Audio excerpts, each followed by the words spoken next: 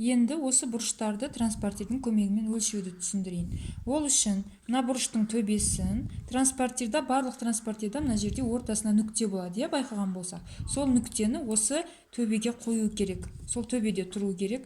Ал енді мына бұрыштың бір қабырғасы мына транспортердің бойындағы нөлге сәйкес нүктеге келіп тұру керек. Демек, соны нөлге алып келіп сәйкестендіреміз. Міне, мына сызықпен бірдей болып, нөлмен бірдей болып беттесу керек. Міне беттесті. Енді осы жерден бастап екінші сәулеміз қай бұрышты кесіп өтіп тұр, соны қараймыз. Нөл бізде мына жерде ішінде ма? Демек, ішінен бастап есептейміз. Менде 75 градусқа барып тұр мына жерге. Демек, мына жерім 75 болса, мен мына бұрышты 75 градус деп алам. Одан кейін бұрыштарды біз белгілейміз дедік. Мысалы үшін мен мына бұрыштың төбесін О деп алсам, мына қабырғасын А, Б деп алсам, жазамыз. Бұрыш АОБ тең 75 градус деп жазып қоямыз.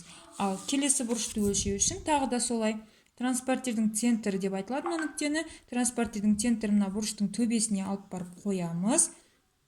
Одан кейін мына бұрыштың кез келген бір қабырғасын нөлмен сәйкестендіреміз. Міне, мына нөлмен сәйкестендірдік. Міне нөлде тұр. Енді арғы сәулеміз осы мына жерден бастап қанша бұрышқа ашылғанын қарау үшін мына жердегі екінші сәулені осы транспортердің бойына тіке алып бару керек.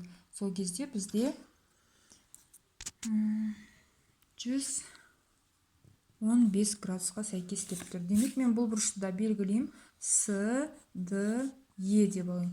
Демек, бұрыш С, Д, Е тең 115 градус.